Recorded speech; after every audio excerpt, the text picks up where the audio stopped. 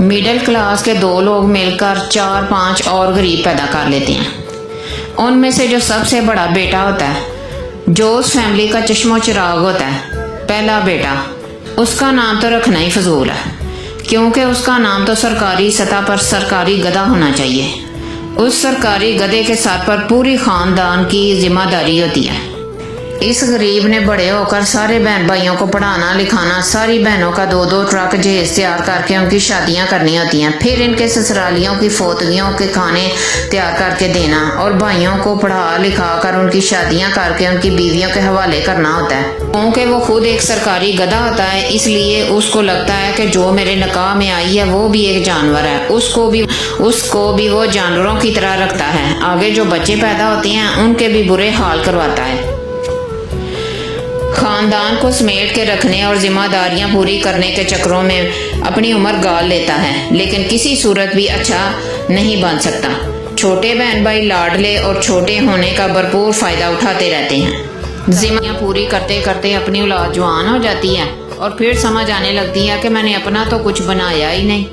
वो क्या कहते हैं कि भरा रस्सियां रख रख के तां वंड लेंदे ने, किले बजी गां वंड लेंदे ने। ये सरकारी गधा सिर ते हाथ रख के सोच रहा होंदा कि मेरे नाल की हो गया।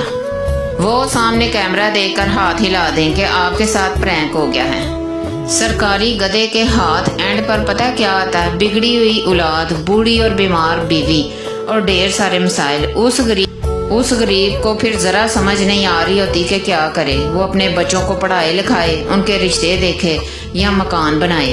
खानदान की तकरीबात पर छोटे बहन भाई राले गोल गोल कर कह रहे होते हैं कि ऐ साडे वड्डे भरा ने ते प्योवा बजा ने।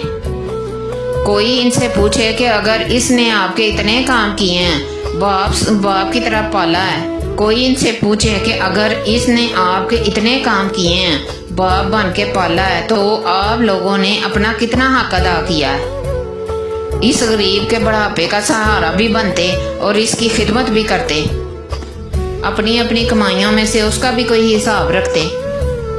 ये आपका बड़ा भाई था कि लोहे का कोई पुराना बर्तन था को आप लोगों ने सारी उम्र इस्तेमाल किया। देसियों के घरों में होता है ना ऐसा बर्तन कि जिसने नहाना है तो उसमें पानी गर्म कर लो, आलू वाले पराठे बनाने हैं तो आलू उबाल लो, अगर तौलिए को रंग करने की जरूरत है तो रंग कर लो। उस बर्तन की तो सारा दिन शामत आई रहती है। बिल्कुल ऐसे ही देसियों के बड़े भाई की सारी उम्र मेहनत में गुजर जाती है और हाथ भी कुछ नहीं आता।